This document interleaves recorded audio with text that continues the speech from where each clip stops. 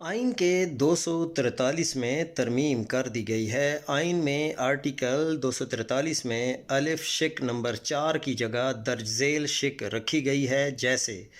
صدر مملکت وزیر اعظم کی ایڈوائس پر درج ذیل تقرریاں کرے گا۔ الف آرمی اسٹاف کے سربراہ جو بیک وقت دفاعی افواج کے سربراہ بھی ہوں گے، بے نیول اسٹاف کے سربراہ بھی ہوں گے، اور جیم ایئر اسٹاف کے سربراہ بھی ہوں گے، اور صدر ان کے تنخواہوں اور مراد کا بھی تعین کرے گا۔ بے شق نمبر 4 میں مذکورہ بالا ترمیم کے بعد درج ذیل نئی شقیں 5، 6، 7، 8، 9، 10 اور 11 شامل کی جائیں گی، یعنی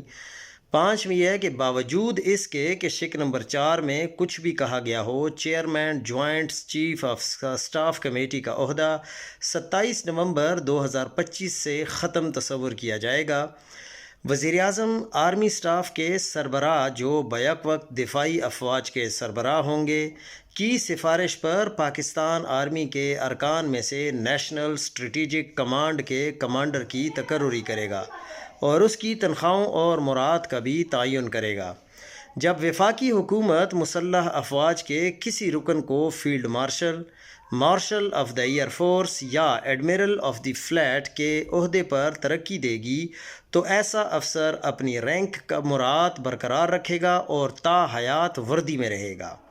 field marshal, marshal of the air force اور ایڈمرل آف دی فلیٹ قومی ہیرو تصور کیے جائیں گے اور انہیں ان کے عہدے سے صرف الزامات کی بنیاد پر اور آرٹیکل 47 میں دیے گئے طریقہ کار کے مطابق ہی ہٹایا جا سکے گا۔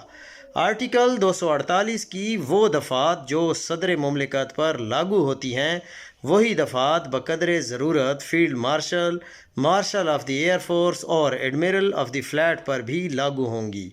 اپنی قانونی مدت کمان مکمل ہونے پر وفاقی حکومت ریاست کے مفاد میں field marshal, marshal of the air force یا ایڈمرل آف دی فلیٹ کی ذمہ داریوں اور فرائض کا تعین کرے گی۔